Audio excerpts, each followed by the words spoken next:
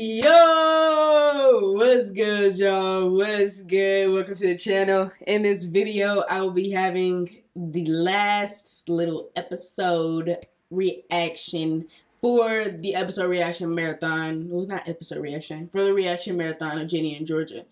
I've been reacting to anything from like edits to little like interviews of the cast. This one is another little interview. This is Ginny and Georgia, a conversation with Antonia Gentry and Felix Millard. So, I'm gonna like this video. Please make sure y'all like this video up for more Ginny and Georgia reactions. If you guys have any other specific requests, just DM me on IG. That's really the best way nowadays because YouTubers be tripping, okay? They just be tripping. Let's go. Let's get it. Hey everyone, my name's Antonia Gentry and I play Ginny in Ginny and Georgia. Hi, my name's Felix and I play Marcus in Ginny and Georgia. So this season explores topics like depression, self-harm, anxiety and identity. Yeah, when you say it all out loud, it sounds like a lot to dig into. Do you want to talk about it? Do I? Do you? Are we? I think we should. I think we will.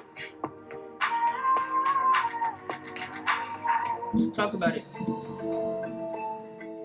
For me, I think self-care is the little things that make you happy. I think it's the little things that take your stress away, and even if it's as simple as sitting and watching TV or playing some music, for me, there's those things that are kind of like easy, tangible things to do, and then there's kind of the more, like it's a responsibility. Like I think going to therapy or setting healthy boundaries with people, like making sure that you're communicating around what you need. I'm really stressed and I'm supposed to recognize when I'm stressed, so tell me a joke. I don't want to think about anything serious.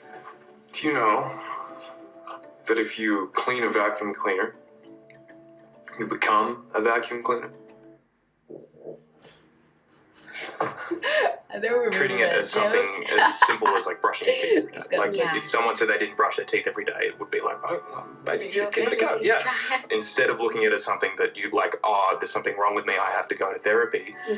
Phrasing it in a way that it's like, it's self-care, it's hygiene. I think it's also important though to emphasize just how hard it can be to actually motivate yourself to take those steps. Yeah. It's about really finding some courage within you to make yourself get up and do things that you know will help you out of your funk. It can be something as simple as making sure you brush your teeth every day, eat at least a meal or two. I love my cat. I love my cat. He's so amazing. He doesn't know it, but he helps me so much. In those moments where getting out of bed seems like the biggest challenge of the day, taking the goals that you want to achieve through the day and bringing them into an achievable space. Yeah. It's just like, okay, I'm going to do something this hour that makes me smile. Or I'm going to get up and brush my teeth. I keep going and brushing my teeth. I don't know why. It's, yeah, I mean, it's the first thing. Literally, when I know I'm slipping when I don't want to brush my teeth. No, I mean it's actually true. It's the warning signs can be very subtle. Yeah. It's a gradual buildup, and then suddenly you realize you have stopped doing all of the things that you would normally do. And so yeah, I think that's a good warning sign when you don't want to brush your teeth. You don't brush your teeth. It's too much work. I think it's so funny the way we talk about self-discovery. I don't think you just arrive one day. No. Or maybe you do. I haven't.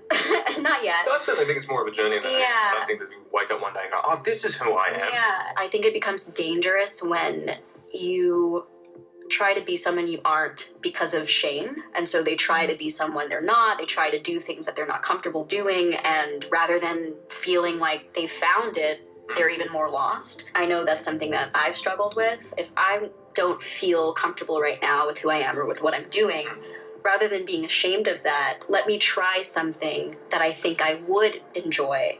But that's also really hard. You have to be able to look at yourself from like the third person. Which is so difficult and really tough. I think it's a continual journey. I don't think there is ever really a moment where you're like, okay, I'm completely secure.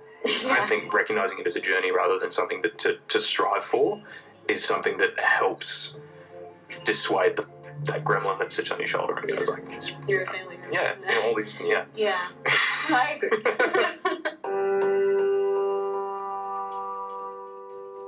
I'm pretty similar to Marcus in the sense that if I'm not doing well, I'll withdraw from everyone, especially the people I love, because it's just too hard. It's really hard to admit that I'm not doing well, I don't want to let them down. And so it's easier to not be in touch. Through recognizing that and through doing a little bit of work on it, like trying to counteract that and be proactive and be like, hey, this is how I'm feeling. Recognizing and being open and communicative is key. Destigmatizing it. It's okay to be. It's also a normal experience that a lot of people go through. Totally, but that's the way we view the world now. You just like scroll through and people curate their best versions of themselves. It isn't even true. So you're faced with like, that's what really astounds me is that how similar everyone is. And yet we still play into how we this all cycle still lie to just each other, and putting it up. If the people around me and the people who love me know where I'm at, it's easier for other people to understand and to empathize, and for them to share with you as well, because you can then be a support to other people in that kind of time. You never know who in your life is there to help you unless you actually allow them to help you, and it's important to have people who understand that and who are patient, but you also have to be patient with yourself. I've been able to find people in my life who are very open about mental health. It just demystifies everything. If my friends aren't doing well, we know this. Yeah. We all know it. And we are there to support in whatever way is respectful, but also without abandoning them, without shaming them. It seems like communication is the spice of life. Like, because if people can communicate, then people can be honest, people can be proactive. At the same time, recognizing that it's really hard to communicate that. Yeah. See, like I agree with what they've been saying so far. I've been pretty quiet, but I'm just listening. So for me personally, like when it comes to like if I'm not doing so well mentally or like with something, if I'm not doing well, period, I'm definitely just like Felix or Marcus, and Marcus actually, where I do withdraw from people. Especially my family, especially my mom. I don't really tell her a lot, especially when I'm going through something, because she's kind of the type where she's going to turn it into a lecture. She's going to, like, say something that you may see as, like, judging in a way, when she's not wanting to do that, but you know what I'm saying? It happens anyway. Some of y'all are probably like that, where y'all are try to give advice, or y'all try to just be there. But instead of just like being an ear to that person, you may say something that like may push them away from doing just what you want them to do, is actually come to you and talk to you about it. But yeah, it's one of those real tough things. You have to have certain people in your life that are the ones that, you go to and you're like, okay, I can definitely keep coming to you about stuff. I feel safe. I feel accepted. That's the word. So, yeah, I mean, different people for different things. I don't want to talk. Okay.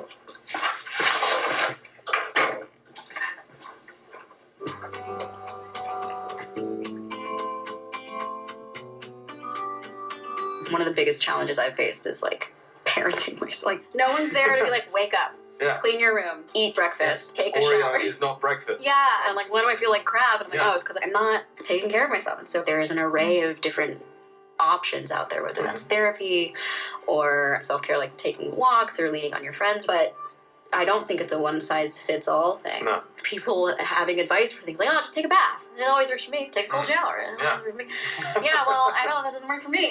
The biggest thing for me and the biggest shift is that like self-care and mental health is healthcare. It's part of looking at your body. Like it's the same way as eating healthy. It's the same way as like going to the gym. It's like it is a tangible thing that you can do. A big fear of mine is failure. Sometimes I would rather not do things so that I just don't fail. If you don't do it, you won't fail. But then I realized that if you never actually face those things, you're failing. And failing is a part of life. You can't learn without failing. You can't learn without it. Yeah. And so I think for me, it's just kind of reminding myself, like, look, this is a difficult thing. I'm afraid of it. I don't want to do it. But what if? And you learned something. And I learned something. I don't really have like a catch-all. I think the ones that I ascribe to, I think definitely reveal a lot about where my anxiety manifests. Things will get hard, and I think that's an inevitability of life. Like you can't have light without the shade, but knowing when times are hard that you can get through it is an affirmation for me that helps me not like... Y'all ever heard, the storm doesn't last forever. There's always a rainbow at the end of a storm. Yeah, that's always the one that I remember. So like when everything's just like going to shit, you know, I'm always like, this isn't gonna always be, you know, it isn't always gonna be shit. You know what I'm saying? There's gonna be a rainbow at the end. Like something amazing is gonna happen by the end of this that will have made everything like make more sense. So that's kind of what I think about. Despair. Yeah. I feel good. I feel inspired. Okay. I mean, it's tough talking about mental health. I It's feel not embarrassed. it's hard to be vulnerable. I feel good after this conversation, but I never want to walk away from a conversation about mental health thinking like, oh, I figured it out, you know, because I don't think that's true. Like, that's just lying. The goal ultimately is just to break down stigma. The reality for many people is that life is hard. Life goes on. Mm-hmm. And, you know, we all are experiencing challenges every single day, and you're not alone in that. So, Well, I'm not going anywhere. neither am I. Period. Get y'all a Jenny and a Marcus. Okay, y'all, so that was Jenny and Georgia, a conversation with Antonia Gentry and Felix Millard. I enjoyed it. I thought it was very needed. I hope you guys took something away from this conversation. I definitely did. Thank y'all so much for watching this video. If y'all have any more Jenny and Georgia reaction requests, hit me up on IG, DM me, y'all. I reply. I do. You know, for the most part, I might open it and be like, thank you for the request. You know what I'm saying? That means that I likely added it to the list, but the list is pretty big. All right, y'all, I will not say that it's short and that I'm going to get to it right away. It's a long list, so yeah, y'all can go ahead and join, or you guys can follow the you know, directions down below in the description where y'all can get your videos put up to the top, you know. So yeah, y'all, thank y'all so much for watching. Like the video, please like it, subscribe to the channel, and hit that bell so y'all know when I upload. Stay tuned and stay litty. Yeah.